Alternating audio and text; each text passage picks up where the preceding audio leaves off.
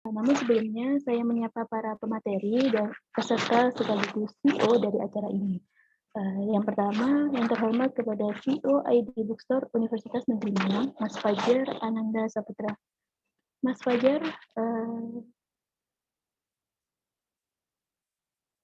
selamat pagi, Mas Fajar. Ya, pagi Mbak Salma. Pagi juga Mbak Lofi.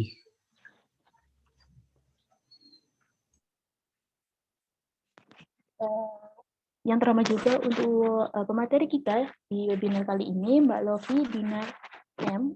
Untuk Mbak Lofi, selamat pagi. Mohon maaf Mbak, itu kami.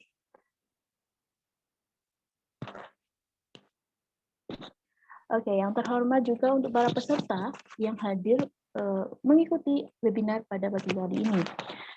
Sebagaimana telah diumumkan, webinar kali ini mengambil tema mahasiswa menulis buku. Apa salahnya sih? Untuk itu, kita membutuhkan informasi untuk mengetahui tidak ada salahnya sebagai mahasiswa untuk menulis buku dari nol yang tidak tahu apa-apa sampai yang bisa mengerti, paham, dan bisa terkenal sampai hero gitu. Sebelum kita mulai, izinkan saya menyampaikan sedikit pengantar. Forum ini sangat penting untuk diikuti karena banyak sekali informasi yang kita dapatkan. Informasi akan lebih dipahami jika ada diskusi yang efektif, sehingga saya harapkan seluruh peserta bisa mengikuti diskusi ini dengan sebaik-baiknya. Baiklah, selanjutnya saya sampaikan beberapa susunan acara. Yang pertama yaitu pembukaan dengan mengucapkan basmalah. Bismillahirrahmanirrahim. Untuk acara kedua, sebelum masuk ke acara inti, saya persilahkan untuk CEO dari ID Bookstore dari Universitas Negeri Malang untuk memberikan sambutannya. Untuk Mas Fajar, saya persilakan sambutannya. Ya, baik. Terima kasih Mbak Salma atas waktu dan kesempatannya. Oke, Assalamualaikum warahmatullahi wabarakatuh.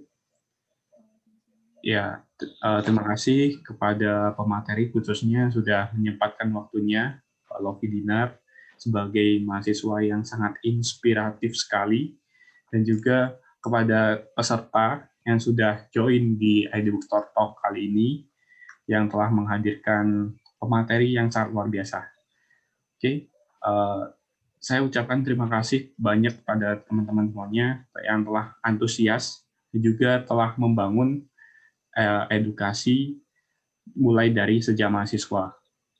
Nah, di sini yang kita perlukan adalah gimana caranya kita menjadi seorang yang lebih produktif lagi meskipun di masa pandemi kayak gini. Melalui dengan kepenulisan kita bisa.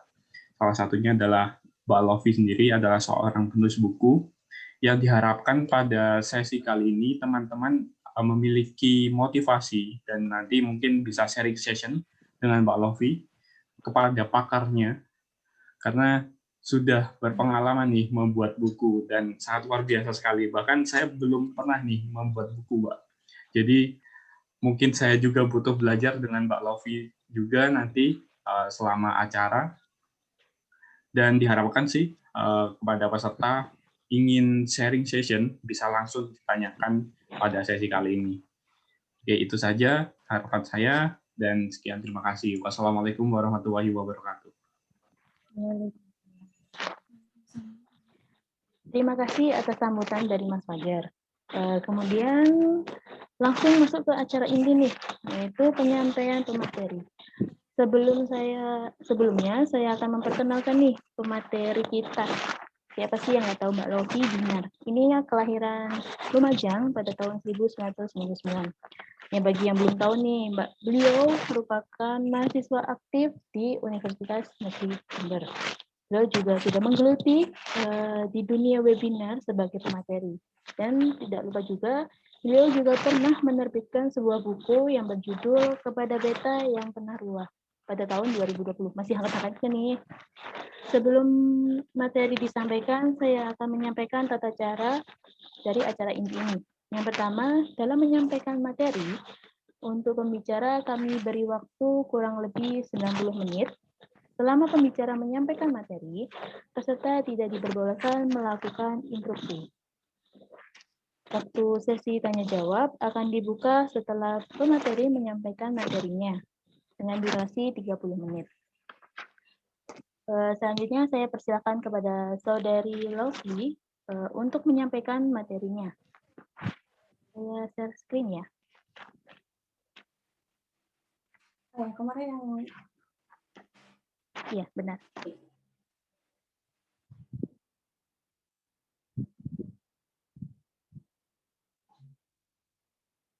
ini teman-teman semua bisa dengar suara saya nggak? Atau putus-putus ya? Enggak, jelas kok. Bisa.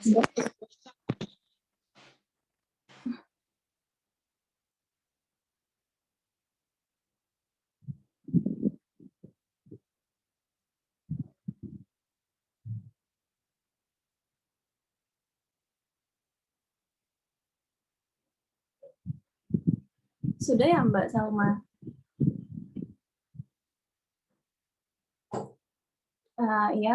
Sebelumnya perkenalkan, tadi sudah dikenalkan oleh Mbak Salma, oleh moderator. Nama saya Lofi Dinar. Terima kasih untuk panitia dan ID Bookstore ya, yang sudah mengundang saya sebagai pemateri di sini.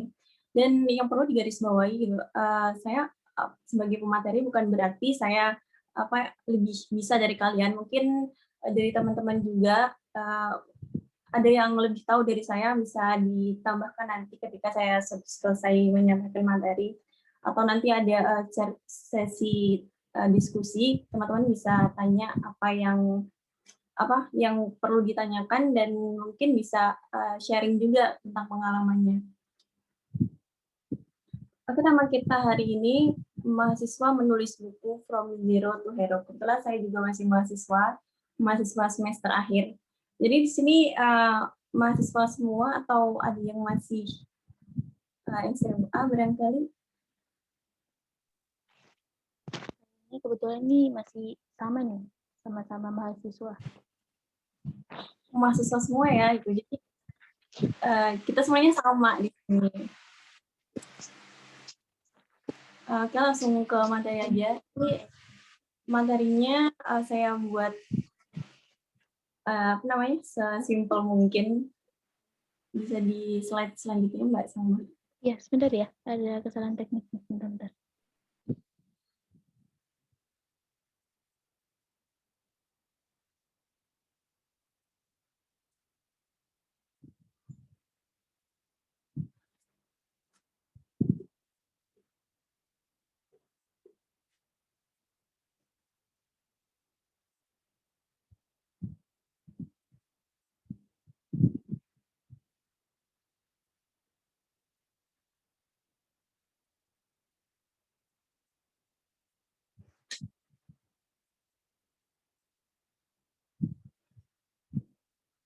Oke, sudah.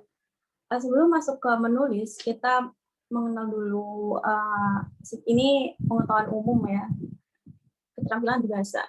Apa sih keterampilan berbahasa itu? Keterampilan berbahasa itu adalah kemampuan seseorang dalam menggunakan bahasa. Sebelum kita masuk ke menulis, kita sejak kecil, kita tidak mungkin langsung bisa berbicara, atau kita langsung bisa membaca, dan apalagi kita langsung bisa menulis. Ini bertahap, berproses, dan semua orang maksudnya ya semua orang melalui proses ini secara berurutan. Jadi kenapa menulis ini yang paling bawah? Karena menulis ini adalah keterampilan berbahasa yang tingkatannya paling sulit, paling susah, dan paling kompleks. Jadi yang pertama, sebelum kita bisa menulis nih, kita menyimak terlebih dahulu. Gimana sih menyimak itu? Menyimak itu berbeda ya dengan mendengar. Kalau mendengar saja, kita bisa mendengar, tapi kita lupa gitu. Cuma sekilas gitu. Kita mendengar suara apa gitu, atau kita mendengar percakapan orang lain yang kita tidak fokus mendengarkan. Tapi kalau kita menyimak, seperti sekarang nih, teman-teman mungkin menyimak saya gitu, itu dengan konsentrasi, dengan fokus, sehingga teman-teman bisa menerima apa yang saya sampaikan. Itu menyimak. Kemudian setelah menyimak, kita berbicara juga termasuk produktif sama dengan menulis karena kita menghasilkan. Kalau berbicara kita menghasilkan salah seperti saya ini. Dan kemudian selanjutnya ada membaca. Sebelum ke tahap menulis, kita terlebih dulu pasti bisa membaca. Kita membaca terlebih dahulu. Dan kemudian selanjutnya yang terakhir adalah menulis. Yang saya sebutkan tadi bahwa menulis ini tingkatannya paling sulit, paling kompleks. Kita menulis saja, tapi kalau kita tidak membaca itu akan sulit. Jadi kenapa tadi yang disampaikan Mas Fajar ini kita harus produktif. Kenapa menulis itu disebut produktif? Karena menulis menghasilkan apa? Menghasilkan tulisan. Oke, jadi selanjutnya Mbak Salma.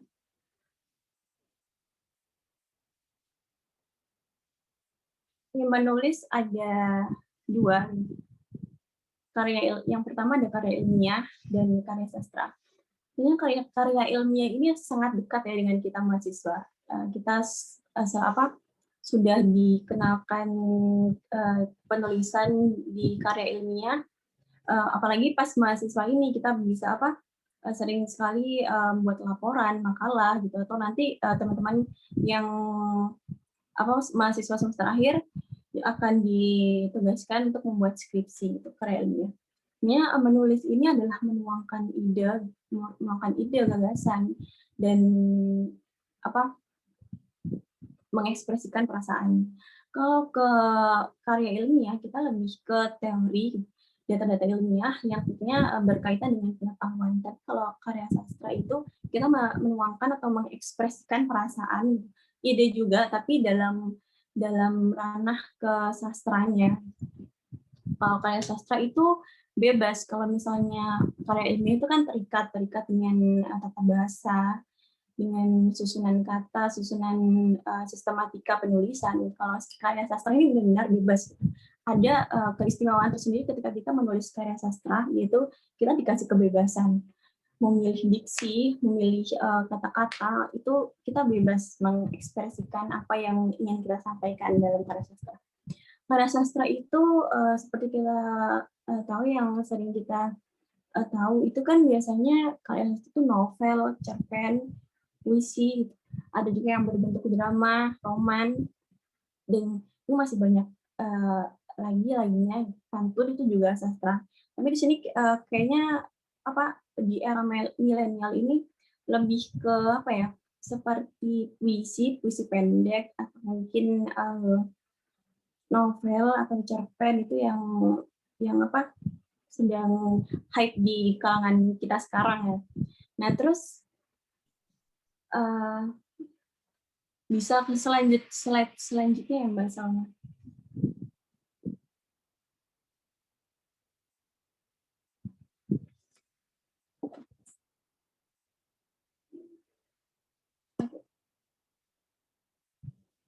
Menjadi penulis di sini. Apa saja sih yang dibutuhkan untuk menjadi seorang penulis? Sebenarnya di sini saya bagi dalam beberapa poin, ada 4 poin. Yang mana kadang kita mikirnya kayaknya jadi penulis itu gampang ya, kita cuma nulis doang gitu. Tapi ternyata menjadi penulis tidak semudah itu, karena kita melalui beberapa tahap. Itu tadi sebelum kita, apalagi tema kita sekarang ini adalah mahasiswa menulis buku from zero to hero. Jadi dari kita nggak tahu apa-apa nih tentang kepenulisan. Ada bahkan teman-teman penulis itu bukan yang jurusannya gitu. Ada teman saya yang jadi penulis, dia bisa menulis buku tapi jurusannya teknik gitu kan, kayak nggak nyambung gitu kan. Jadi dia benar-benar nggak tahu dunia penulisan sama sekali, benar-benar dari nol gitu. Dimana di jurusannya, di kuliahnya tidak ada bagaimana menulis puisi, bagaimana menulis novel, dan itu benar-benar dari nol sekali. Kalau saya kebetulan dari jurusannya Bahasa dan Sastra Indonesia, jadi ada bukan sedikit, tapi banyak di perkuliahan itu yang saya dapatkan untuk dunia penulisan, khususnya di dunia sastra. Gimana sih caranya kalau kita nggak tahu apa-apa gitu, kita sama sekali nggak ngerti gimana jadi penulis, atau gimana cara menulis. Yang pertama di sini perbanyak riset. Gimana sih perbanyak riset itu? Perbanyak riset ini ya kita nggak tahu apa-apa nih tentang menulis itu seperti apa. Jadi kita harus mengenal dulu apa yang mau kita geluti. Misalnya dengan menulis, kita harus mengenal menulis itu seperti apa. Dengan memperbanyak riset, misalnya membaca. Itu sebabnya saya tadi bilang di awal kalau membaca dan menulis itu adalah hal yang tidak dapat dipisahkan. Jadi ketika kita mau menulis, kita tentunya harus membaca dulu. Kita membaca, banyak-banyak membaca, karena dengan membaca itu kita menjadi dapat wawasan baru, pengetahuan baru, dan bahkan pengalaman baru. Jadi kan di novel itu kita disuguhkan sebuah cerita, dan satu buku itu satu cerita, gitu, dimana di sana ada alur, ada tokoh, ada suasana, yang dimana kita bisa masuk ke dalam cerita itu. Di situ kita bisa punya pengalaman, misalnya pengalaman kita misalnya dalam hal, misalnya kita nggak pernah LDR nih, kita nggak punya pengalaman LDR, tapi dengan membaca kita bisa tahu, membaca tulisan yang ada di sana ada cerita LDR, kita bisa tahu, oh ternyata di sana ternyata kalau LDR tuh seperti ini gitu, harus ada komunikasi, harus ada ini gitu kan. Kalau misalnya pasti kita punya pengalaman baru gitu, yang di sana tidak kita alami sendiri tapi melalui bacaan. Dan terus selanjutnya, selain memperbanyak riset bacaan, kita juga bisa perbanyak mendengar.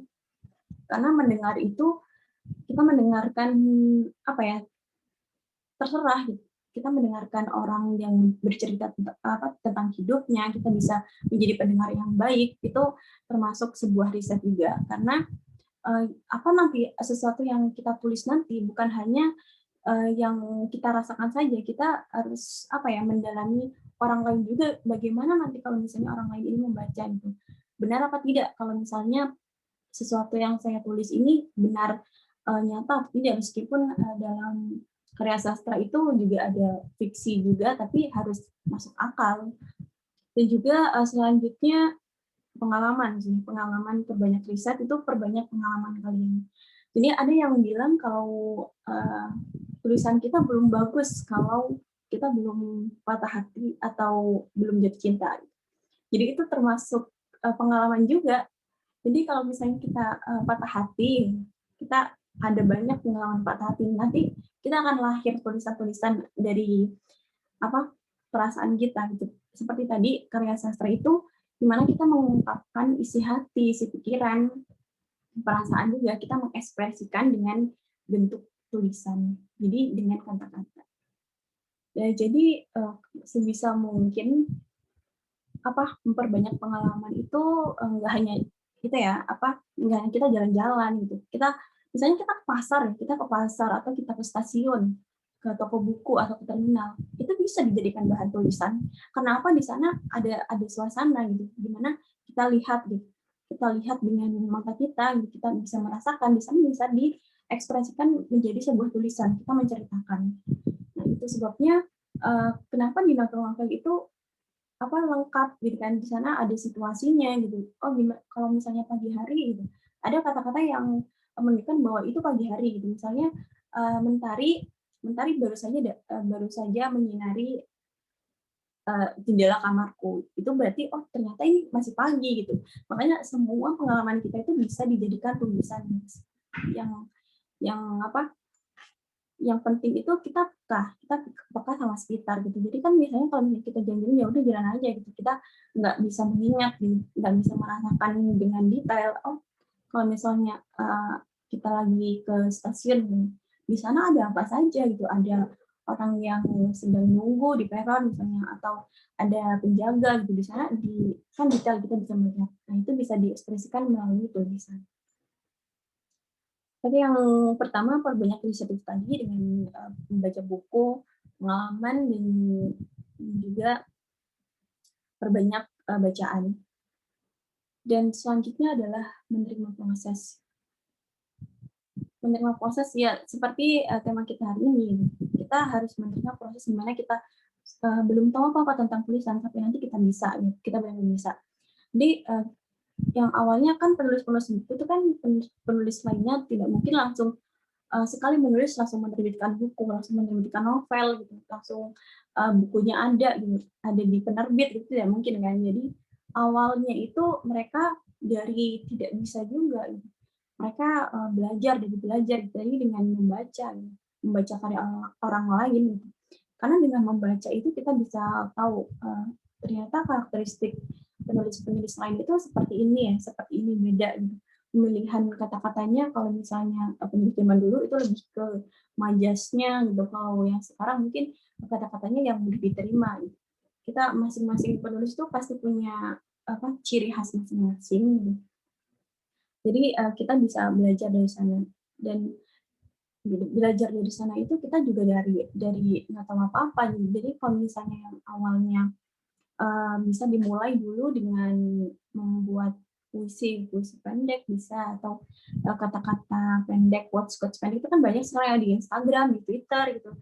Ada akun-akun yang di sana posting foto atau melalui captionnya, kata-katanya itu melalui caption atau langsung di fotonya dikasih tulisan. Mulai dari sana dulu aja gitu, karena saya dulu juga mulainya dari mana, dari buat puisi pendek, puisi yang bisa dikatakan nggak jelas puisinya gitu, yang penting nulis aja gitu. Kata-katanya juga yang umum dulu, yang kita belum menemukan jati diri kita sebagai penulis. Maksudnya kalau misalnya penulis lain khasnya seperti ini gitu, kalau saya bagaimana gitu. Dan itu mungkin dari yang umum dulu, kita menuliskan yang sederhana dulu, baru nanti kita bisa menuliskan yang tulisan yang lebih rumit.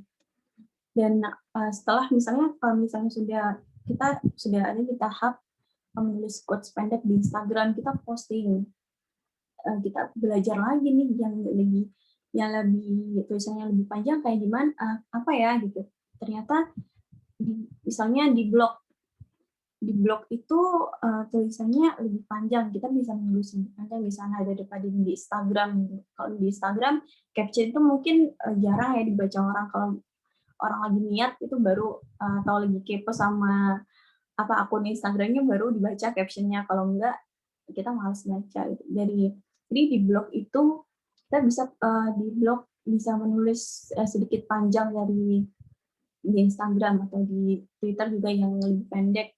Di blog atau selanjutnya kita bisa belajar menulis cerita-cerita pendek dulu.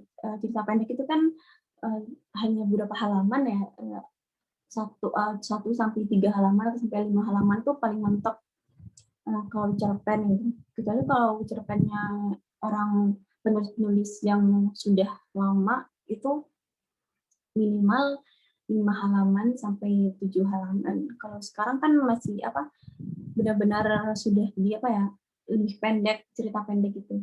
Jadi hanya sepenggal kisah, tapi sudah mengandung banyak pesan.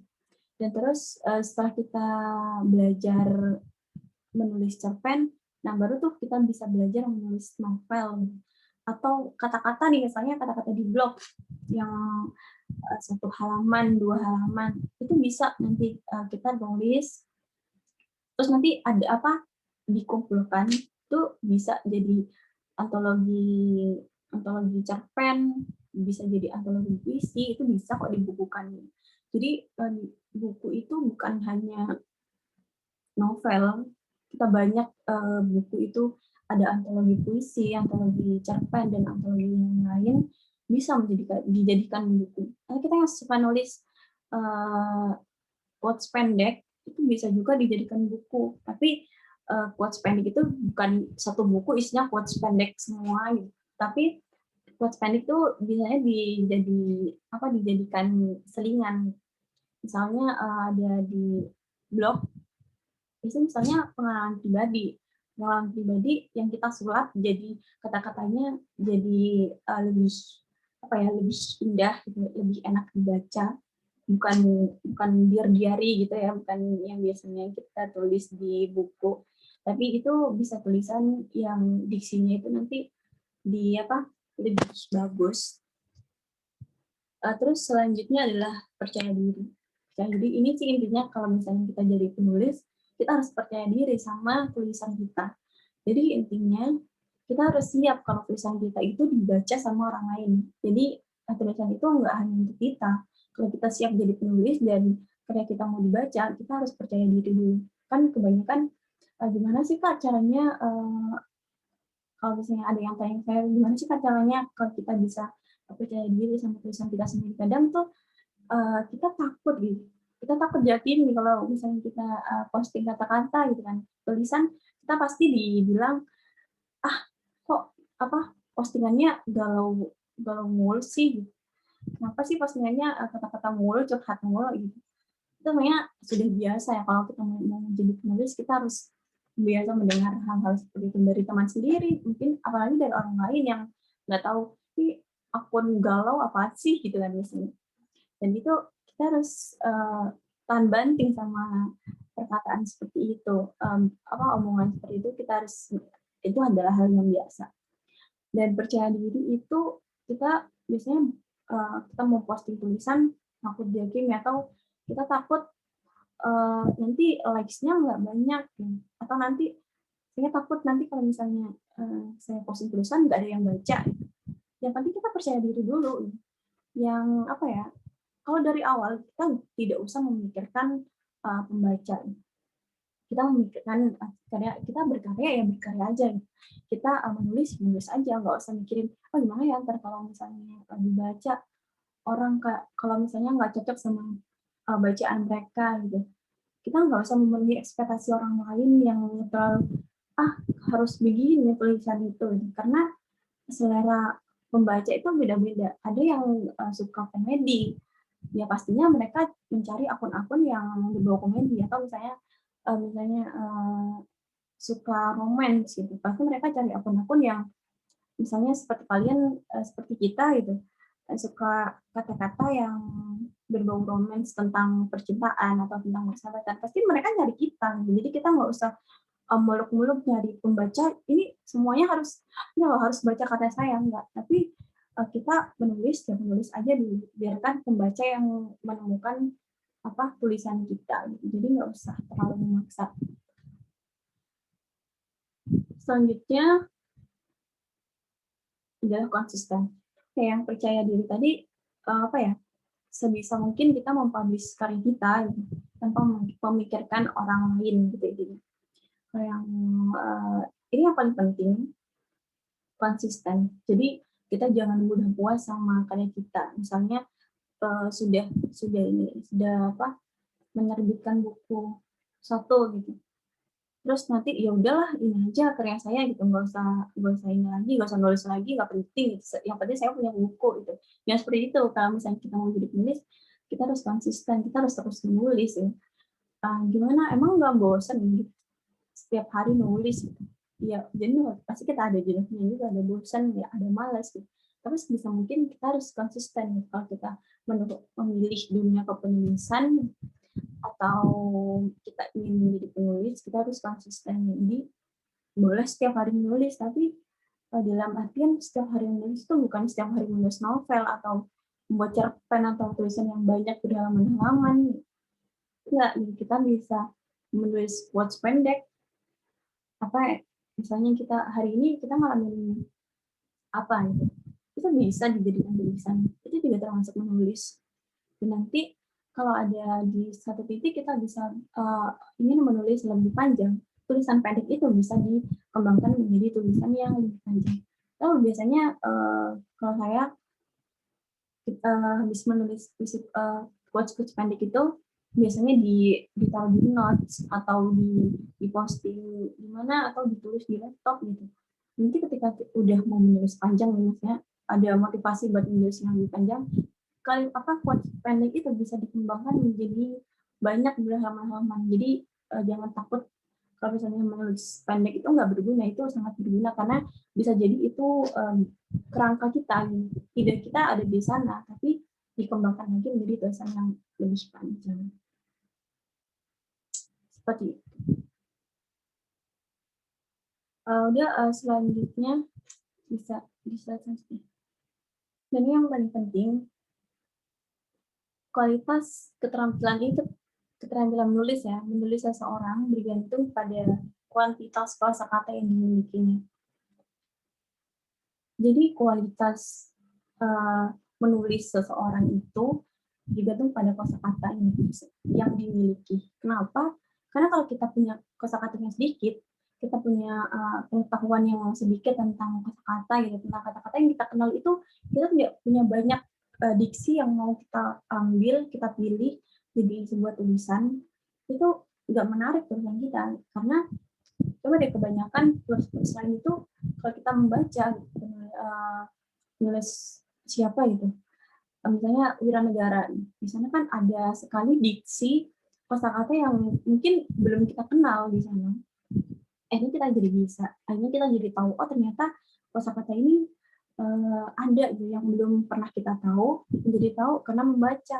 Itu tadi, kalau bacaan kita banyak, maka kosakata yang kita miliki juga akan banyak. Asalkan kita udah banyak kosakata nih, tapi penempatannya tuh nggak tepat. Jadinya nanti kayak prasetyo deh. Jadi kalau misalnya banyak kosakata tapi nggak jelas, oh ini nggak jelas, tapi jadi pembaca tuh bingung apa maksudnya. Jadi kalau kita punya kosakata, sebisa mungkin kita bisa menempatkan kosakata itu dengan tepat. Itu makanya di karya sastra itu pemilihan diksi itu sangat penting, karena di sana kita bisa mengkreasikan banyak kata-kata sehingga tulisan kita menjadi khas. Gitu. Sebenarnya barangkali itu aja materi yang saya ingin sampaikan. Mungkin kita lebih banyak diskusi aja kali ya. Jadi saya kembalikan ke moderator untuk teman-teman yang mau sharing juga, nggak apa-apa. Terima kasih untuk Saudari Lofi atas paparannya yang sangat menarik, terus inspirasi sekali. Kemudian saya akan membuka sesi tanya-jawab dengan ketentuan sebagai berikut. Yang pertama, peserta yang bertanya dipersilakan menyebutkan identitas terlebih dahulu. Yang kedua, pertanyaan diajukan dengan padat, jelas, dan singkat. Atau bisa juga raise hand atau di kolom komentar, atau bisa juga nyalakan kameranya, boleh aja. Baik, langsung saja kita mulai sesi diskusi ini. Saya persilakan untuk para peserta untuk bertanya. Mungkin ada yang ditanyakan atau diskusi bareng nih, sama mumpung ada yang tahu nih penulis, mungkin ada ingin jadi penulis, siapa tahu ya, siapa? Enggak tanya ya, bisa cerita pengalaman teman-teman juga pernah menulis atau pernah ikut lomba menulis.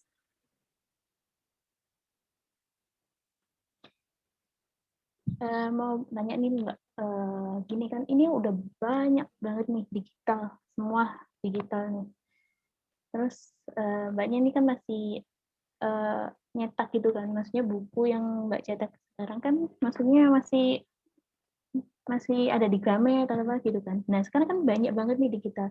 Bagaimana cara kayak aku harus kayak gini, loh aku nggak bisa digital, atau kayak dulu mulai untuk menulis secara digital tuh pasti susah, apalagi kayak nggak tahu IT gitu, kayak dulu bikin susah gitu. Gimana cara Mbak kayak ada teman atau dari diri Mbaknya sendiri gitu loh untuk kayak bisa gitu, gimana cara memotivasikan itu gimana? Digital maksudnya yang apa, dari dunia elektronik kan, jadi maksudnya bukan buku fisik gitu ya. Iya, kan sekarang banyak nih kayak gitu, beredar banyak banget gitu loh. Itu gimana? Ya, apalagi sekarang kita masa pandemi ya, gimana sekarang waktunya online gitu. Saja sekarang diskusi juga dari online. Jadi gimana ya kalau misalnya kita nggak tahu apa tentang dunia digital gitu, gimana kita mau publishnya, kan yang ini deh yang paling dekat sama kita gitu. Yang paling dekat sama kita itu apa, di sini kita harus mengenali dulu. Misalnya kita mulai dulu dari Instagram. Instagram itu kan sangat dekat ya sama kita. Siapa sih yang nggak punya Instagram? Pasti kayaknya semua orang tuh punya Instagram kan. Terus ya udah kita foto aja di sana gitu. Misalnya dari foto apa tuh mungkin kalau saya tuh yang mudah. Jadi foto polos itu background polos terus dikasih tulisan. Bisa dimulai dari sana karena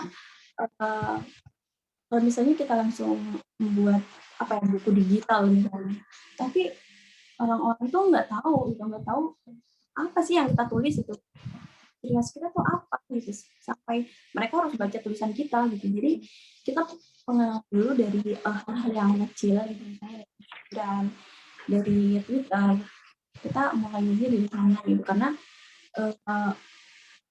yang apalagi di media sosial itu kan pastinya sangat dekat dengan kita ya. Kita mudah sekali mengakses media sosial.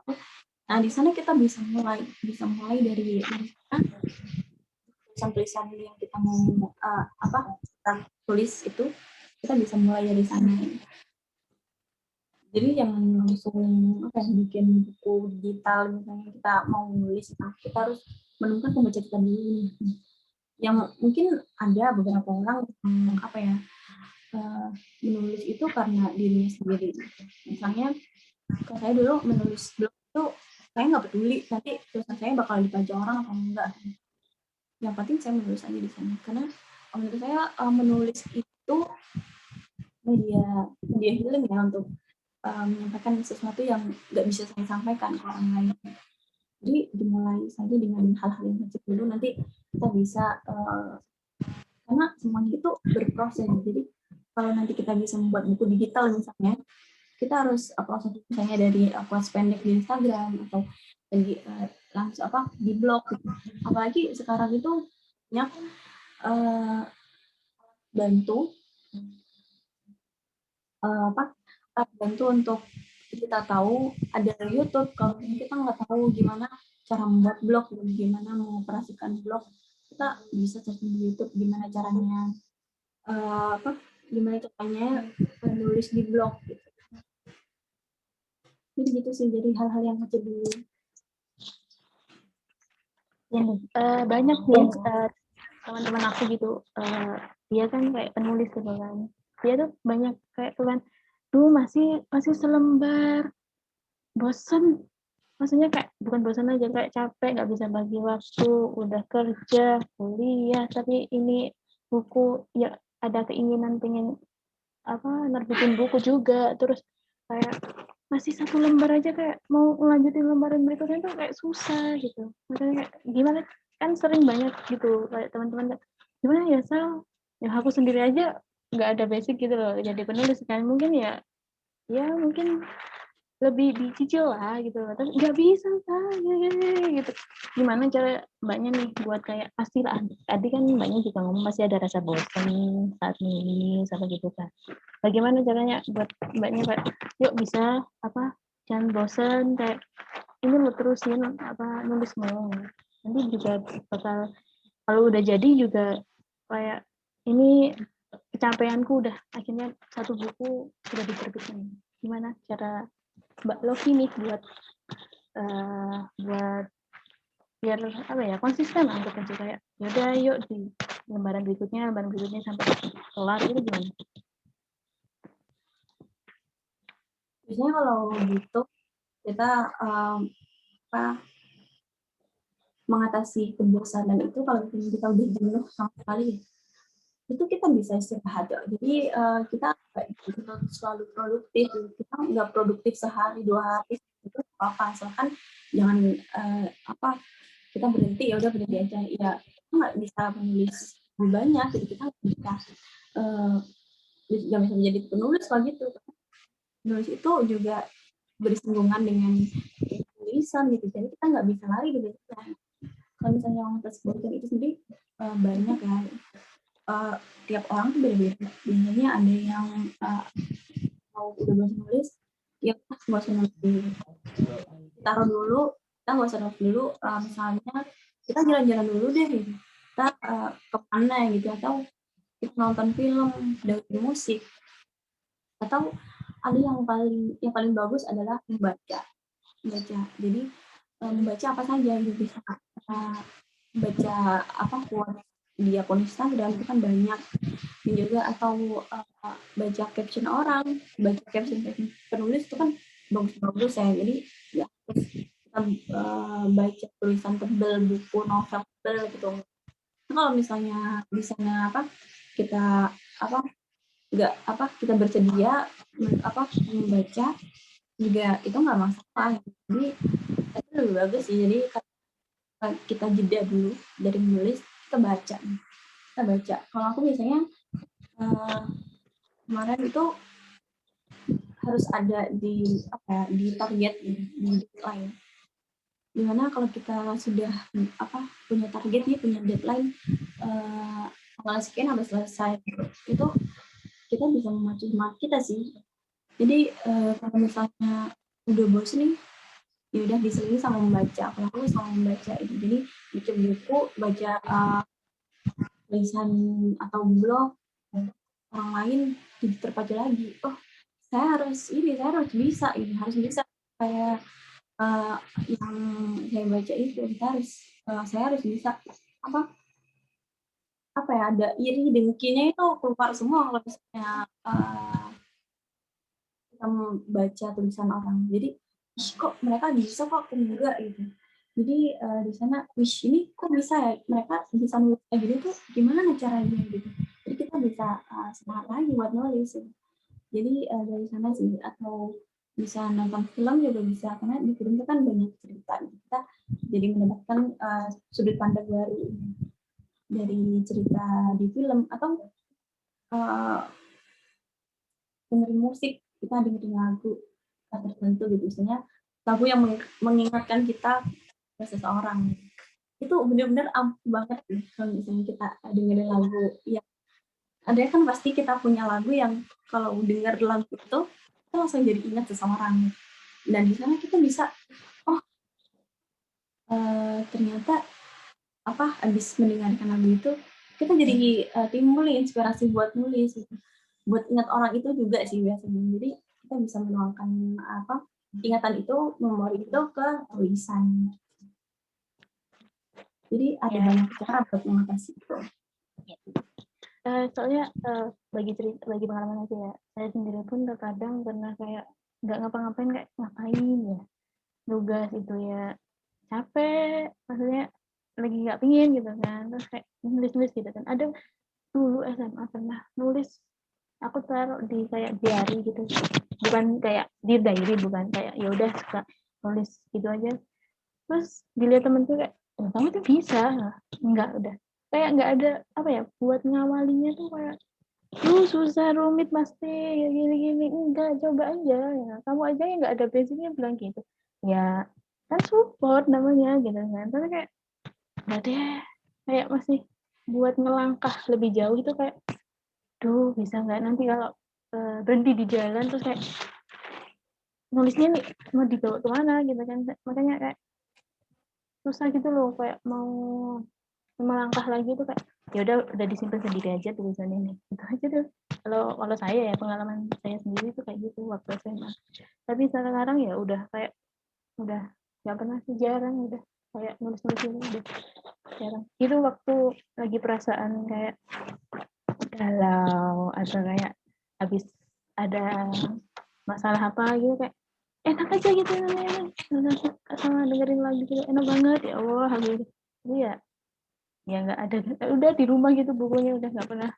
Kalau dibaca lagi kayak ya bisa ya ternyata gitu, meskipun nggak ada basic apapun ya, maksudnya nggak ada basic untuk menulis, maksudnya mungkin kosakatanya pun ya nggak jelas karena nggak ada, tadi kan banyak bilang banyak riset gitu kan. Nah aku pun ya nggak ada riset gitu, ya udah sekedar menulis gitu kan. Dan menurutku ya mungkin kalau di akunnya mungkin ya bisa, tapi kayak untuk melangkahnya itu yang hati kayak masih nggak bisa disyainin. Tapi kayak pengen tapi nggak bisa, udah sampai sini aja, sampai sini gitu. memang seperti itu kalau masih awal-awal masih pemula juga seperti itu. Nah, ada rasa apa ya? Nah, kita baca kok gak jelas ya tulisan kita gitu. Nah, biasanya ada tips nih. Jadi mungkin tulis-tulis lain juga seperti itu. Karena saya baca biasanya kalau habis kita menulis gitu, nah ya udah nulis aja. Saya tuh bukan editor gitu, jadi habis kita menulis, ya udah terusin aja nulis, nggak usah dikoreksi lagi. Biasanya habis satu paragraf nulis, terus kita baca lagi, baca ulang. Habis nulis baca ulang. Ternyata kok nggak cocok ya, cocok. Jadinya tulisan kita jadi apa ya? Jadi nggak natural, jadi nggak kayak kita sendiri. Kita misalnya habis menulis, ya udah biarin tulisan itu. Jadi kalau habis menulis banyak nih kita, nggak usah dibaca lagi gitu, nggak usah dibaca ulang. Karena itu yang bikin apa ya, kepercayaan diri kita menurun karena kok kayak gini ya, ntar kalau dibaca ulang gimana gitu. Jadi habis menulis, udah biarin aja dulu. Misalnya istilahnya itu kalau bisa disebut dengan apa, diendapkan dulu. Tulisan itu diendapkan dulu gitu. Jadi habis menulis ya udah tinggal dulu deh, nggak usah dibaca lagi, nggak usah dikoreksi lagi, nggak usah diganti lagi, dibaca, nggak usah dibaca. Nah, kita tulis terus. Jadi tulisan itu diendapkan dulu. Setelah itu ketika kita sudah apa ya, ada keinginan untuk membaca itu, silakan gitu, tapi jangan langsung. Jadi biasanya 1 minggu, 5 hari, 1 minggu, atau bisa 2 minggu dibiarkan dulu tulisan itu. Setelah itu, nah kita sebagai penulis tuh udah apa, jiwa kita sebagai penulis tuh udah ada ketika tulisan itu sudah diendapkan. Jadi kita seperti terlahir kembali, tapi bukan sebagai penulis di sana, tapi kita sebagai pembaca. Sebagai pembaca. Jadi kita tidak menilai tulisan itu sebagai diri kita yang nulis, tapi diri kita pembaca. Jadi nulis itu biasanya saya kalau habis nulis saya biarkan gitu kan beberapa hari, beberapa minggu, terus saya baca lagi, ternyata kok bagus ya tulisan saya gitu. Kenapa kok saya bisa ya nulis kayak gini, wah keren gitu. Pasti ada sesuatu yang kita rasakan seperti itu. Jadi kalau misalnya udah nulis jangan dibaca terus, jadi dibiarkan dulu. Jadi kalau udah lama nih tulisan, itu pasti kita merasakan hal itu. Wah kok saya bisa ya nulis ini kemarin gitu. Kok ini tulisan saya keren banget nih ya gitu. Ini cocok ya di posting gitu. Ya gitu. Untuk yang lain nih, mungkin ada yang mau ditanya atau bagaimana? Itu ada. Silakan Mbak Ellen. Bisa on cam atau nggak pakai on cam ya, soalnya sinyalnya kalau pakai on cam nge-lag. Ya, nggak apa-apa. Ya, kenalin, namaku Ellen. Mau tanya ke Kak Lofi, awal mula Kak Lofi menulis buku itu mulai kapan, dan motivasi Kakak bisa menulis buku kepada Beta yang pernah Rua itu apa? Siapa tahu aku atau teman-teman yang lain bisa termotivasi juga dari Kak Lofi. Terima kasih.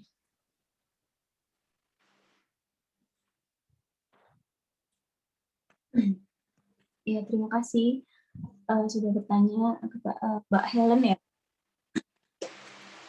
Bagaimana awal menulis itu sebenarnya penulis itu memang impian, tapi enggak terlalu saya kejar awalnya. Jadi SMA itu saya suka menulis puisi, biasanya menulis puisi galau lah yang biasanya habis berantem sama pacar nih, terus tiba-tiba ada ide buat bikin puisi gitu. Nah itu biasanya puisinya dari sana gitu, puisi nggak jelas lah dulu kalau masih SMA, puisi alay gitu kan. Nah terus habis itu aku berani posting. Nah terus habis posting itu ada feedback dari teman-teman, ternyata teman-teman tuh kayak mau dong dibuatin juga puisi gitu. Nah terus puisi apa gitu, waktu itu emang pas besok-besoknya kan pelajaran favorit itu bahasa Indonesia kalau aku dulu. Jadi pas habis di situ teman-teman ada feedback yang baik di sana, mau dibuatin juga dong puisi gitu. Ya udah gitu, cerita aja gitu. Jadi puisi yang kayak gimana gitu. Akhirnya dia curhat, jadi temen itu curhat dulu gitu. Aku gini. Oh yaudah ntar deh gitu, kasih waktu dulu gitu. Besok deh kayaknya aku kirim puisinya kalau selesai gitu kan. Nah abis itu bisa tuh dari nulis puisi pendek itu bikin temen. Akhirnya kayak aku merasa oh kok ternyata ada feedback baik ya dari teman-teman yang udah baca puisi. Terus akhirnya saya beranikan diri untuk buat akun Instagram waktu itu, akun Instagram yang di sana ada kata-kata, ada puisi pendek dari pengalaman puisi yang dari saya sendiri dan juga dari teman-teman. Saya posting, akhirnya itu nggak langsung saya bisa posting posting langsung followersnya banyak ya. Terus itu saya bikin akun sendiri, bukan akun pribadi. Waktu itu baru beberapa postingan saya langsung minder gitu. Ini apa sih tulisan saya nggak jelas gitu, siapa yang mau baca gitu.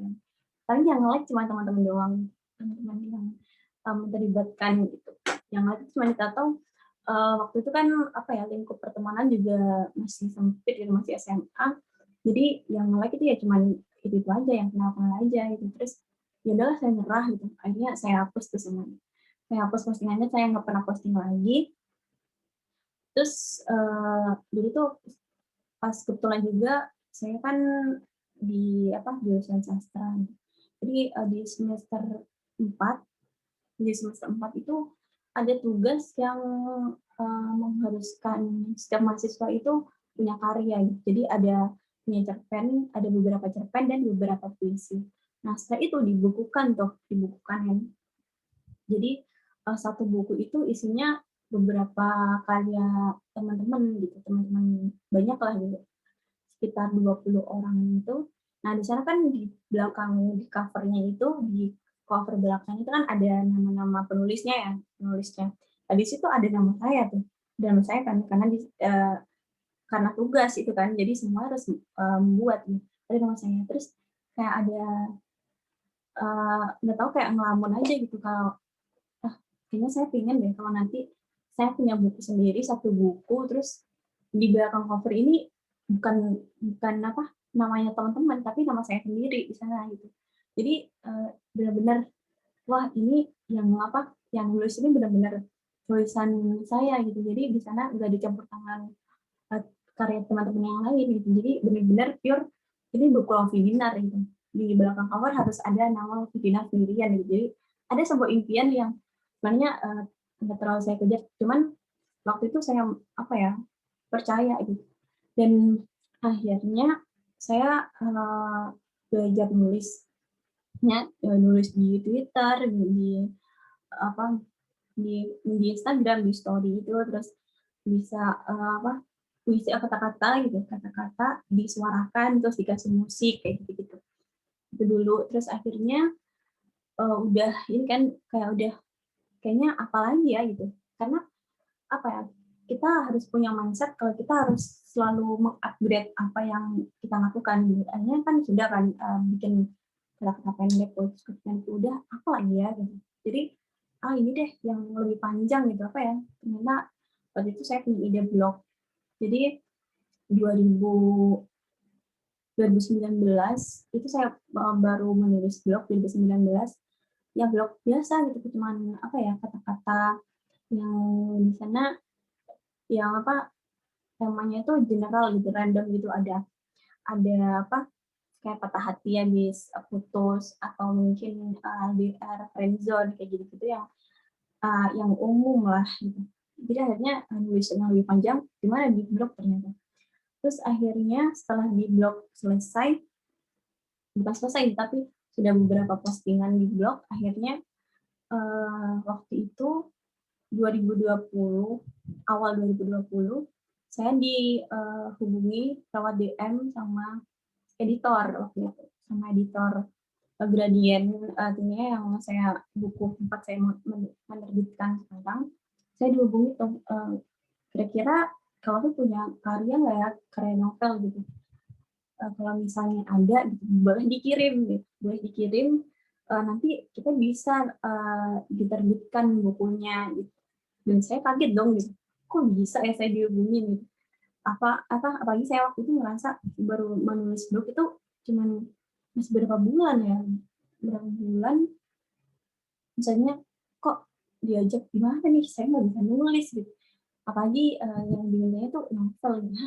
Novel gimana ya gitu. Ya mungkin saya juga sering membaca novel, cuma cara mulainya gimana kalau nulis novel gitu. Saya nggak bisa, dan waktu itu ya udah saya kayak memberanikan diri, balas lah gitu.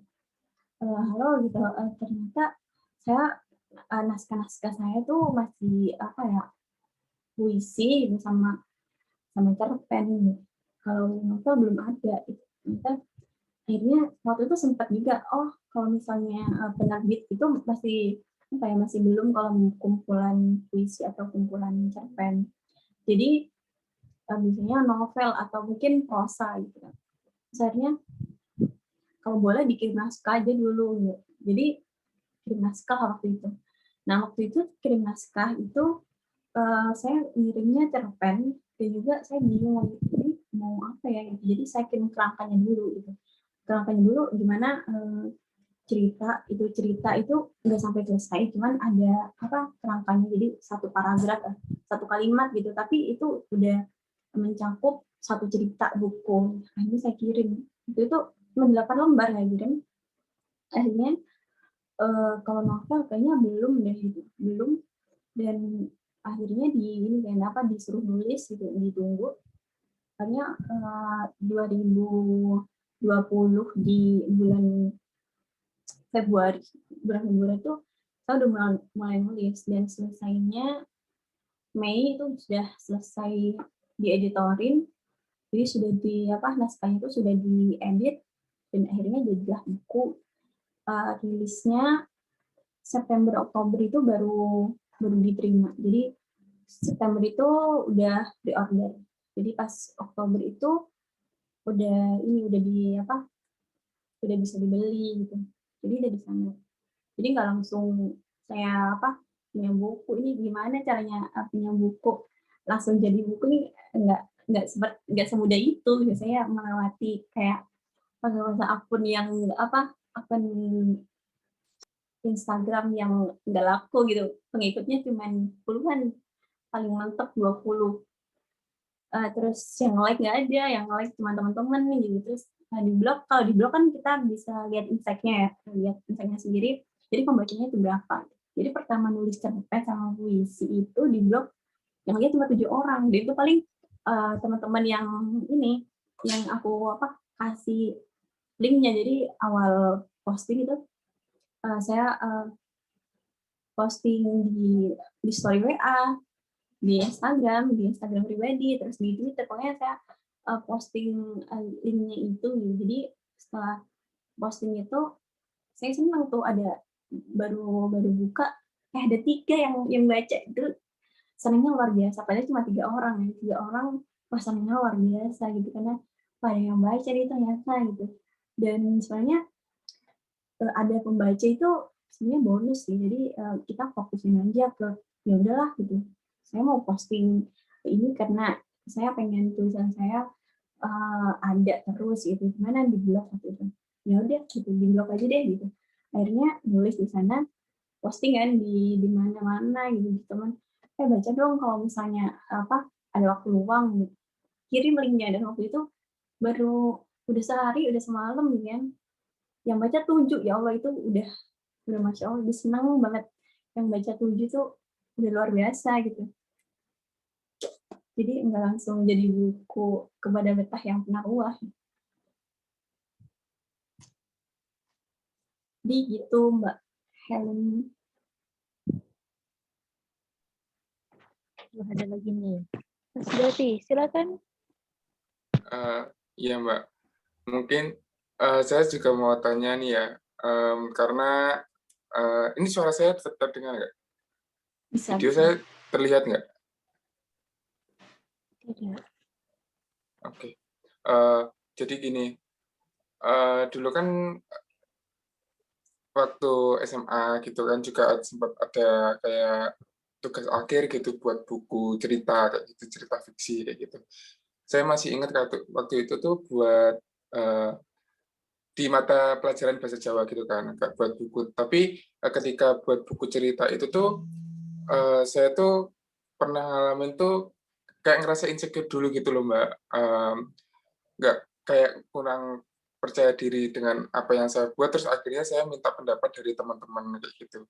Terus akhirnya saya dapat masukan-masukan, tapi jadinya malah dari masukan itu juga saya masukin gitu di dalam pembuatan buku ceritanya itu.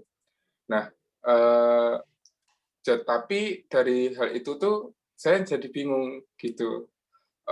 Dan menurut Mbak Lofi sendiri itu, menurut Mbak Lofi lebih baik, kita tuh ketika membuat buku itu fokus dengan apa yang kita percaya diri dengan hasil yang kita buat, terus apa kita juga perlu mempertimbangkan pendapat-pendapat dari orang lain juga, kayak gitu, Mbak?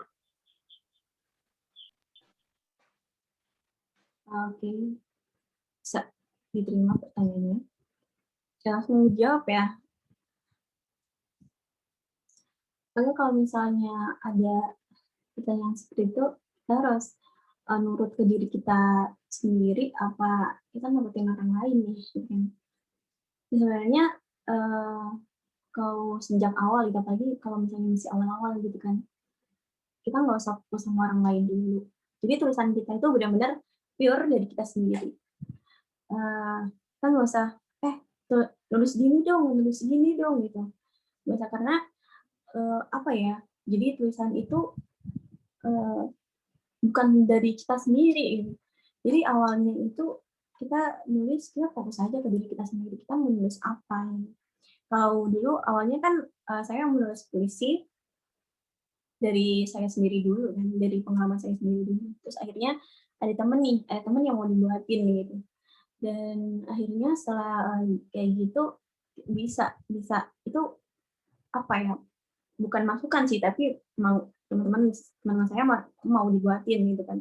Ini susah sih kalau misalnya kita mau nulis tapi kita dengerin banyak suara dari luar gitu. Jadinya itu tulisan kita tuh nggak jadi sebenarnya diri kita gitu.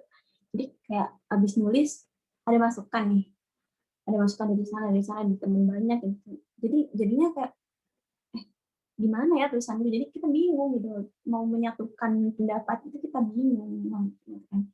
Dan tapi kalau misalnya kita sudah menggeluti dunia kepenulisan gitu, masukan itu sangat perlu, tapi dengarkan masukan yang benar-benar masukan itu membangun. Jadi itu sebabnya kalau kita nulis itu kita harus berada di lingkungan yang sehat. Jadi kayak sebenarnya pasti ada lah teman-teman yang mungkin apa sih gitu, kata-kata tulisan kamu tuh alay banget gitu, kayak sad boy gitu, sad girl gitu kan, kayak sedih-sedih gitu. Jadi kayak kalau kayak gitu gak usah didengerin gitu. Tapi masukan yang benar, masukan yang membangun itu baru didengar. Misalnya sekarang lagi ngangkat isu apa ya gitu, isunya apa ya sekarang gitu, baru ada temen yang nyaranin, sekarang tuh lagi musim ghosting misalnya, lagi musim friendzone misalnya gitu. Nah itu baru kita baru diolah lagi, karena waktu saya dulu nulis buku saya yang pertama ini, itu ada juga masukan dari editor. Jadi saya kan kalau misalnya editor kan pasti kan lebih tahu ya, lebih sudah berpengalaman dalam dunia penulisan gitu. Sudah mengeditori banyak sekali tulisan penulis-penulis lain. Jadi di situ waktu itu dikasih masukan ya. Nah sekarang tuh ini loh lagi nulis yang pokoknya rentang usianya seusia kita misalnya. Nah terus saya jadi berpikir tuh, apa ya tulisan yang bersinggungan sama kita tuh apa gitu. Jadi waktu itu saya mikir, kayaknya ini deh sekarang lagi musim ghosting gitu. Belum jadian udah pergi duluan gitu. Jadi gitu kayaknya nulis itu seru gitu. Dan pas ternyata udah kan gitu, udah nulis gitu, ternyata pas baru aja kayak spill tulisan di quotes dari buku, ternyata wih gitu, wah ini aku banget nih gitu, ada yang baca ini enak banget gitu. Terus baru pas yang benar-benar yang ngerasain itu, yang ngerasain tulisan kita, jadi bukan kita sendiri, jadi orang-orang itu bisa ngerasain juga. Tapi kalau masukan yang nggak membangun itu nggak usah didengerin. Kalau masukan yang membangun baru kita pikirin lagi, kita bisa nggak masuk ke karya kita gitu. Jadi seperti itu. Oke, baik. Kalau begitu terima kasih Mbak Lofi atas nasihat sarannya juga tadi. Ya, sama-sama. Udah nulis buku atau ini ya, Mas Davi? Kalau yang dulu itu, kalau yang dulu kan cuma kayak tugas akhir sekolah gitu kan Mbak. Itu cuma kayak cerita buku fiksi gitu loh, kayak cerita apa ya? Kalau saya bilang tuh hampir mirip kayak novel gitu, tapi nggak setebal novel, cuma ya mungkin sekitar 40 lembaran kayak gitu kalau misalkan dijadikan buku dalam bentuk novel kayak gitu. Dan itu pun ya saya nyetak sendiri, terus ngedit sendiri kayak gitu. Saya benar-benar desain mirip kayak buku kayak gitu. Tapi kadang ya itu tadi kendalanya juga kayak bingung, ini ceritanya nyambung nggak ya kayak gitu. Cuma kayak gitu aja sih. Cuma sekali itu aja. Kalau misalnya kita nulisnya itu, saya nulisnya juga ini loh nggak urut gitu. Jadi pas nulis itu misalnya ini ya di buku saya yang pertama ini, saya nulisnya tuh benar-benar nggak urut. Jadi nggak dari pertama itu, jadi pertama terus akhirnya ceritanya tuh nggak urut. Jadi pas ada ide nemu tulisan yang yang itu bisa taruh di ending. Nah, jadi itu sebabnya tadi kalau kita udah nulis, ya udah nulis aja. Setelah itu ditinggal aja tulisannya. Setelah ditinggal, akhirnya nanti kita baca lagi. Nah, baru kalau kita baca lagi itu baru kayak sadar gitu. Oh, ternyata ini cocoknya ditaruh di sini gitu. Ini nyambungnya taruh di depan gitu. Ini nyambungnya taruh di belakang. Jadi itu sih yang bisa bikin kita bisa, oh ceritanya ini nyambung nggak ya, jadi caranya kayak gitu. Dibaca lagi, cuman nggak langsung pas habis nulis gitu. Jadi udah lama tulisan itu diendapkan dulu, baru deh kita urutin, jadinya ceritanya bisa nyambung. Terima kasih Mbak Lofi. Iya, sama-sama. Ada yang ingin bertanya lagi atau bagaimana? Oh, ini dah. Saya bacakan dulu ya. Perkenalkan, saya Olivia Hani dari UIN Malang. Ingin bertanya kepada Kak Lofi, Kak, gimana sih caranya nulis novel biar nggak terkesan kita menceritakan pengalaman pribadi, utamanya dalam percintaan? Dulu sempat bangga sering upload quotes di Instagram dan mendapatkan respon baik juga. Banyak yang request, tapi lambat laun ada satu orang yang buat saya jadi down untuk upload quotes yang akhirnya lama-kelamaan saya ngerasa, ngapain ya buat quotes gak jelas, ntar dikira galau di kakak. Mungkin boleh minta motivasinya biar saya nggak down lagi dan berani buat melangkah lebih jauh. Terima kasih untuk Kak Lofi. Ya, terima kasih Olivia.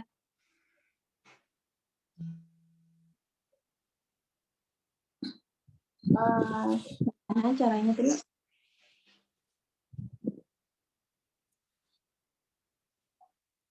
Gimana sih cara nulis novel biar tidak terkesan kita menceritakan pengalaman pribadi. Jadi nggak disangkut pautin sama diri kita tuh gimana sih cara mengatasinya? Sebenarnya kalau hal seperti itu kalau kita mau menulis gitu, berarti kita harus siap dibilang itu pengalaman pribadi. Karena secara nggak sadar atau nggak sadar gitu kan, kita biasanya kita menulis dengan hal yang paling dekat dengan kita. Apa hal yang paling dekat dengan kita? Ya diri kita sendiri. Tentunya kan diri kita sendiri. Yang paling dekat dengan kita sendiri bukan orang lain, bukan misalnya ya teman, mungkin ada teman dekat ya. Tapi yang paling dekat sama diri kita sendiri, diri kita itu adalah diri kita sendiri itu. Jadi tulisan itu bisa lahir karena 90% itu dari pengalaman sendiri memang. Nah, kalau mengatasi hal seperti itu, ya saya dulu juga pernah di posisi seperti itu. Jadi habis putus, terus ternyata baru nulis lagi, akhirnya banyak tuh yang bilang, ih ini kayaknya belum bisa move on nih, atau pengalaman sendiri lagi curhat ya di tulisannya gitu, atau postingannya caption tuh kan ada bikin caption yang tulisan gitu, terus komennya tuh jadi nyertain mantan gitu, terus belum, ini kayaknya kode deh kayak gitu, jadi kan terisi ya, jadi kayak ngapain ya gitu, ngapain ya nulis kayak gitu, ntar dikatain lagi gitu, apa sih galau belum bisa move on, ya jadi sad girl gitu. Dan cara mengatasinya adalah nggak usah didengerin kayak gitu, nggak usah didengerin, anggap aja angin yang lewat ya udah. Karena kalau kita masih masih fokus sama orang lain, kita fokus sama dengerin hal-hal yang seperti itu kita nggak akan jalan nih, kita tetap aja di tempat, kita nggak bisa berkembang kalau kita dengerin orang lain. Jadi tadi yang saya bilang, kalau kita dengerin orang lain itu yang bangun, itu kan ada sempat bangga kan karena posting juga tulisannya itu ada request juga, banyak request juga. Nah itu lingkungan yang mendukung ya itu baru dengerin, itu bikin motivasi, ternyata tulisannya masih diharapkan sama orang lain. Itu kayak jadi motivasi, jangan yang dimasukin hati itu yang bikin kita down, yang apa sih gitu, tulisannya nggak jelas gitu, kalau mulu itu nggak usah dimasukin. Jadi yang dimasukin itu cuma hal-hal yang positif, yang baik. Jadi kalau menangis itu ya kuncinya ya nggak usah didengerin, kita tetap aja tulis gitu, meskipun kadang kita ngerasa flex sama diri sendiri gitu, apa sih gitu, bukan orang lain ya, justru yang bikin kadang yang bikin down itu jadi kita sendiri, pemikiran kita gitu, pemikiran kita yang pintar gimana ya kalau orang baca ini gitu, atau orang yang kita kenal ya, atau yang kita omongin gitu. Karena yang paling nyebelin memang kalau kita nulis buat seseorang dan orang itu tahu kalau tulisan itu buat dia gitu. Jadi itu yang paling ngeselin kan, kalau misalnya isyaratnya tahu. Jadi udah, kalau misalnya pengen orang itu nggak tahu, ya udah kita mute aja, kita hate aja dari orang itu, atau kita nggak usah followan gitu, atau di block unblock gitu kan, bisa banyak fitur lainnya kalau misalnya ada orang yang mengganggu atau yang bisa ngatain gitu, nggak usah didengerin gitu. Jadi itu sih tipsnya, cuman itu ya nggak usah didengerin gitu, tetap aja nulis gitu, tetap aja ingat hal-hal positif gitu. Atau kalau misalnya nanti siapa Olivia pengen jadi penulis, ya nanti kalau misalnya ini ya, apalagi dulu pas awal-awal buku saya ini keluar, tuh banyak yang heboh gitu, wih ini kayaknya pengalaman pribadi nih gitu. Tiap ada misalnya ada di interview gitu, ini gimana sih Mbak, ini bukunya dari pengalaman pribadi atau enggak nih Mbak, pasti ditanya seperti itu. Dan ya harus mau nggak mau disangkal pun gitu, tetap orang nangkepnya ya ini cerita kita sendiri gitu. Kadang gini loh, kalau misalnya kita baca buku orang nih, terus atau misalnya ada orang yang baca buku saya, nah bisa di sana ada tokoh, misalnya di sini ada tokoh aku, nah yang dibayangin tokoh aku itu kalau bukan dirinya sendiri pasti penulis, nggak mungkin orang lain. Jadi kalau misalnya di sini buku saya ini ya, di buku saya ini ceritanya habis ketemu sama orang terus di ghosting, terus dia balik lagi, terus gimana gitu, itu pasti kalau si pembaca ini ngalamin, pasti dia mengibaratkan tokoh itu adalah dirinya sendiri. Tapi kalau si pembaca ini nggak ngalamin, cuman pengen sebagai media hiburan gitu Pak, pengen tahu gitu, misalnya pengen baca, pasti mereka bayanginnya itu bukan diri mereka sendiri, tapi si penulis gitu. Jadi mereka bayangin saya yang pernah di ghosting, yang mungkin saya yang pernah LDR gitu ya, yang pernah dibilang ditinggalin gitu, pasti mereka interpretasinya ke saya gitu, ke penulis. Oh ternyata Mbak Lofi ini pernah di ghosting loh gitu. Jadi itu hal yang biasa sih gitu. Jadi kalau mau bikin karya, ya kita harus siap gitu dibilang ini cerita kita. Karena waktu itu sempat saya ngelak gitu, ini kalau tulisan itu kan belum tentu ini tulisan kita pengalaman pribadi gitu. Enggak deh, percaya ya udahlah terserah kalian gitu. Jadi saya berikan itu ke pembaca.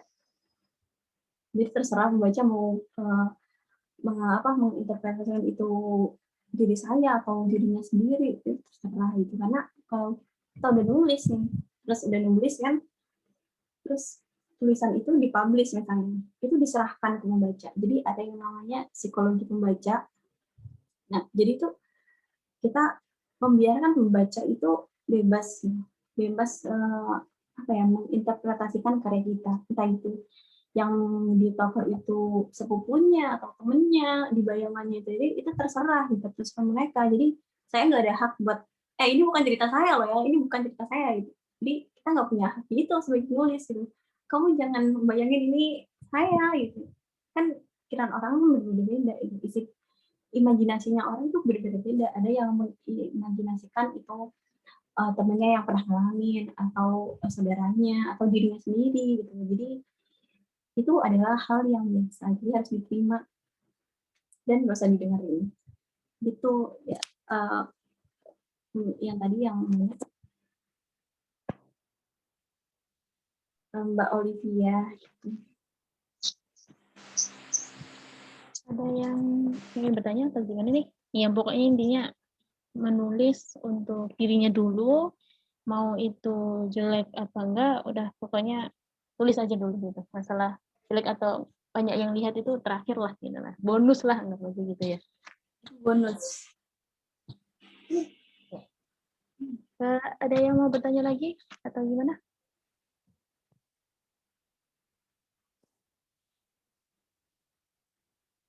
Sepertinya sudah ada yang mau bertanya ya. Oke. Ternyata udah sampai di penghujung acara nih. Oh, ya. Di penghujung acara, webinar kali ini yang membahas mahasiswa menulis buku From Zero to Hero. Sebelum sesi ini kita akhiri, saya mencoba untuk menyimpulkan webinar kali ini. Dari pemaparan Mbak Novi tadi, kemampuan seorang penulis ini dalam menggunakan bahasa ini memang sangat penting, tapi ya dikatakan juga sulit gitu. Ada yang dari yang pertama tadi menyimak, berbicara, membaca, dan tingkatan yang paling komplit itu yaitu menulis tadi. Dan menulis pun banyak sebenarnya jenisnya. Saya mengambil contoh tadi sastra. Menulis sastra itu tadi kan bisa mengekspresikan, bisa mengungkapkan perasaan si penulis itu. Kita mau gini, semoga bisa tersampaikan gitu kan. Dalam menulis pun juga harus berbanyak riset atau memperbanyak pengalaman, entah itu dari lingkungan, entah itu dalam membaca atau mendengar dari teman-teman atau gimana. Terus juga memiliki ciri khas. Seorang penulis harus memiliki ciri khas biar bisa diingat gitu kan, biar bisa ini karya dari Mbak Lofi, ini dari karya dari A, si B, dan si C gitu. Dan selanjutnya itu harus percaya diri, jangan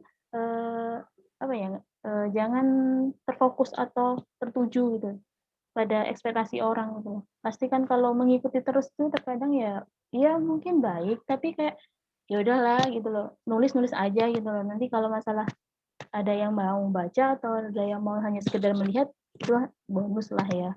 Terus yang terakhir itu konsisten, itu paling penting. Jangan terlalu puas lah ya. Oke, para peserta webinar sekalian, sekali lagi saya mengucapkan terima kasih kepada pemateri Mbak Lofi. Terima kasih sudah hadir di webinar kali ini, sudah meluangkan waktunya. dan juga untuk seluruh peserta yang telah berpartisipasi dalam kegiatan webinar kali ini. Akhir kata, saya selaku moderator dan MC undur diri. Semoga kita dapat bertemu kembali dalam webinar lainnya. Terima kasih. Wassalamualaikum warahmatullahi wabarakatuh. Terima kasih semuanya. Ya, Mbak Salma ada yang mau ingin saya sampaikan. Kan buku pertama saya udah keluar. Dan mungkin insya Allah di bulan ini saya mau promosi juga nih. Pasti buku saya yang kedua mau terbit di akhir April. Jadi teman-teman yang mau kepo bisa dibeli nanti. Follow dulu aja, Terima follow kasih. IG-nya dulu. Ya, sama-sama. Terima kasih. Iya, terima kasih sama-sama.